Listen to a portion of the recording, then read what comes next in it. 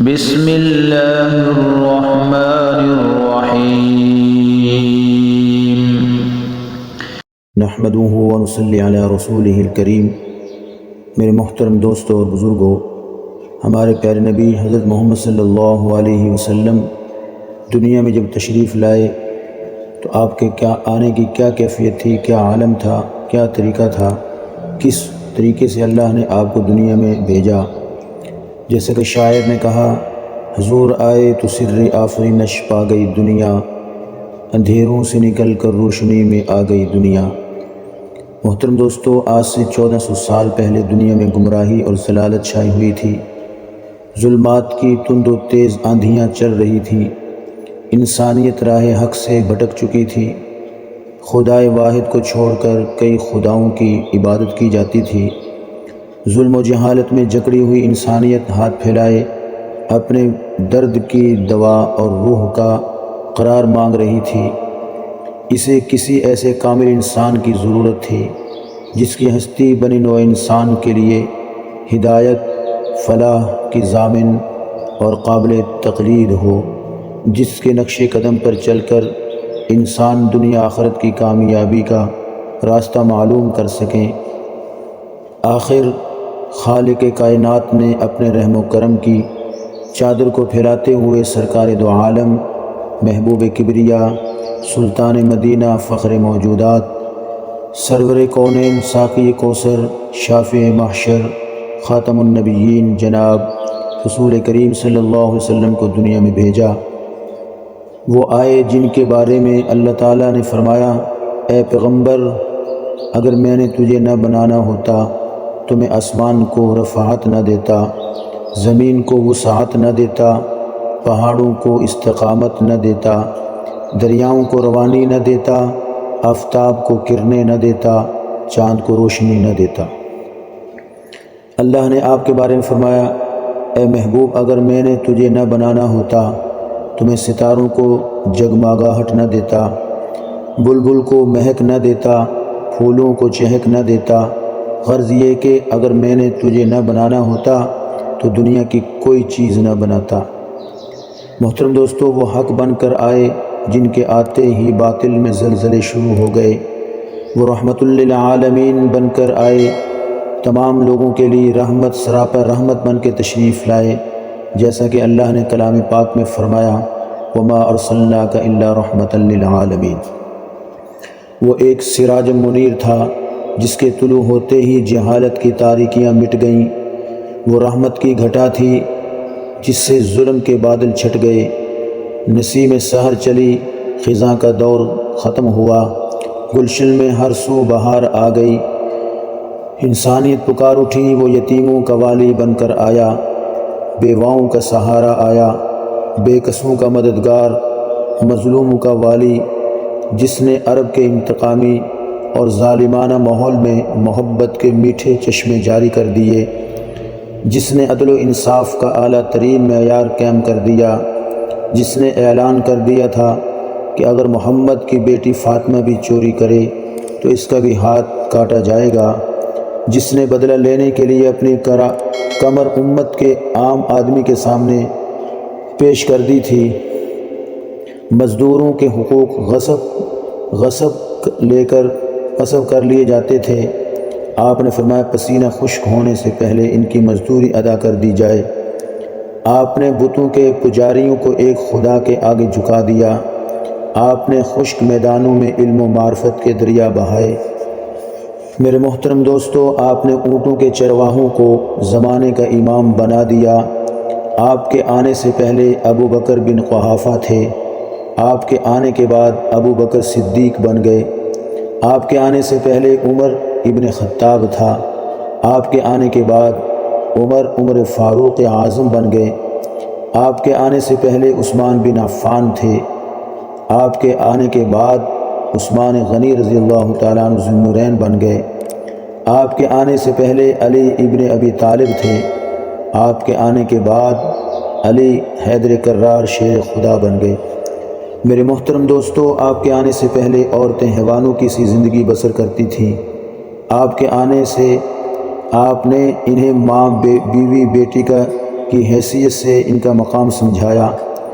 آپ بیٹیوں کی زندگی بن کر آئے، وہ بیٹی جس کے پیدا ہوتے ہی باپ کا سر شرم سے جھک جاتا تھا اور اس کو زندہ دفن کر دیا جاتا تھا۔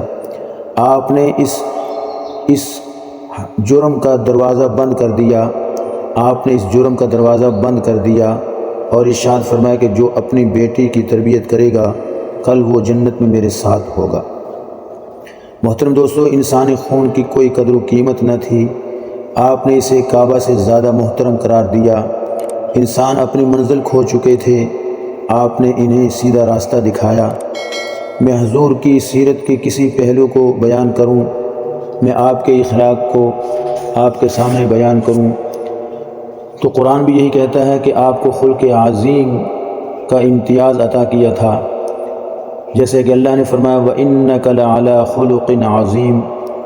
خوش اخلاقی کی یہ حالت تھی کہ حضرت انس رضی اللہ تعالیٰ عنہ فرماتے ہیں کہ میں نے حضور صلی اللہ علیہ وسلم کی 10 سال خدمت کی، کبھی آپ نے اف تک نہیں فرمایا تھا، کبھی آپ نے مجھے ڈانٹا نہیں تھا۔ تواضع کی یہ حالت تھی کہ غلاموں اور خادموں کے ساتھ آپ بیٹھ کر کھانا کھا لیا کرتے تھے۔ صبر و شکر کی انتہا تھی، ہفتوں گھر میں چولہا نہ جلتا تھا، لیکن پھر بھی انتہائی صبر کے ساتھ خدا کا شکر ادا کرتے تھے، کھجوریں اور پانی پی کر۔ محبت و شفقت کا یہ عالم تھا کہ انسانوں کے علاوہ حیوانوں پر بھی آپ شفیق تھے۔ آپ کی شفقت کا یہ نتیجہ تھا کہ حیوانوں پر ظلم ہوتا تو وہ بھی شکایت لے کر آپ کے پاس سر جھکا کے آ جاتے۔ سچائی اور امانت داری کا یہ عالم تھا کہ دشمن بھی آپ کے سچا ہونے کا اقرار کرتے تھے۔ ہجرت مدینہ کے وقت جب آپ کے قتل کے منصوبے ہو رہے تھے تب بھی دشمنوں نے اپنی امانتیں آپ کے پاس رکھی ہوئی تھی اور صادق و امین کا لقب آپ کو ملا تھا۔ میرے محترم دوستو، میرے نبی کی شجاعت کا یہ عالم تھا کہ میدان جنگ میں گھوڑے پر سوار ہو کر آپ سب کے سامنے دشمنوں کو للکارتے تھے۔ میرے محترم دوستو، ادھر دوسری طرف عفو و درگزر کی انتہا یہ تھی کہ فتح مکہ کے موقع پر اپنے خون کے پیاسوں کو، صحابہ پر مکہ کی زمین تنگ کرنے والوں کو، بلال و خبیب پر ظلم ڈھانے والوں کو، سمیہ اور یاسر کو شہید کرنے والوں کو یہ کہہ کر معاف کر دیا کہ آج تم پر کوئی الزام نہیں، جاؤ میں تمہیں اسی طرح معاف کرتا ہوں جس طرح یوسف علیہ السلام نے اپنے بھائیوں کو معاف کیا تھا۔ لا تثریب علیکم اليوم یغفر اللہ لکم وہو ارحم الراحمین۔ حضرت حمزہ کے قاتل وحشی کو آپ نے معاف کر دیا۔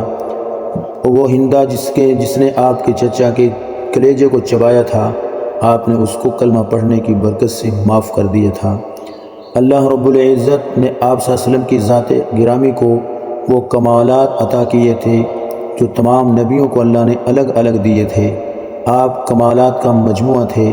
آدم علیہ السلام کا خلق، نوح علیہ السلام کا جوش تبلیغ، ابراہیم علیہ السلام کا ولولہ توحید، اسماعیل کا ایثار، اسحاق علیہ السلام کی رضا، موسیٰ علیہ السلام کا جلال، ہارون علیہ السلام کا جمال، داؤد علیہ السلام کی لحن آواز، ایوب علیہ السلام کا صبر، یونس علیہ السلام کی اطاعت، یوشع علیہ السلام کا جہاد، الیاس کا وقار، دانیال کی محبت، زکریا علیہ السلام جیسی عبادت، یوسف علیہ السلام کا حسن، یحییٰ علیہ السلام کی پاک دامنی اور عیسیٰ علیہ السلام کا زہد، یہ تمام اوصاف آپ علیہ السلام میں بیک وقت جمع تھے۔ میں یہ کہہ کر ختم کرتا ہوں، جہاں کے سارے کمالات ایک تجھ میں ہیں، تیرے کمال کسی میں نہیں مگر دو چاروں۔ میرے محترم دوستو، آپ علیہ السلام کی سیرت طیبہ مجموعہ کمالات تھی۔ آپ مجموعہ محاسن تھے، شفیق امت تھے۔ آپ سب کے لیے رحمت، سراپا رحمت بن کے تشریف لائے تھے۔ محترم دوستو، آپ صلی اللہ علیہ وسلم کی تعلیمات سراپا رحمت ہیں۔ آپ صلی اللہ علیہ وسلم کی سنت طیبہ نجات کا ذریعہ ہیں۔ آپ کی زندگی سب کے لیے مشعل راہ ہے۔ آپ کی زندگی کے اندر ہی دنیا آخرت کی فلاح ہے، کامیابی ہے۔ آئیے اس کامیابی کو حاصل کریں تو آپ صلی اللہ علیہ وسلم کے در اقدس پہ آنا پڑے گا۔ آپ علیہ السلام کی تعلیمات کو سینے سے لگانا پڑے گا۔ آپ علیہ السلام کی سیرت طیبہ کے مطابق ہمیں زندگی گزارنی پڑے گی۔ اگر ہم حضور علیہ السلام کی زندگی کو اپنانا شروع کر دیں تو محترم دوستو دنیا میں بھی ہمیں کامیابیاں ملیں گی اور آخرت کے اندر بھی بے شمار انعامات ملیں گے، کامیابی ملے گی۔ اللہ سے دعا ہے کہ اللہ تعالی ہم سب کو دنیا اور آخرت کی کامیابی عطا کر دے۔ وآخر دعوانا ان الحمد للہ رب العالمین۔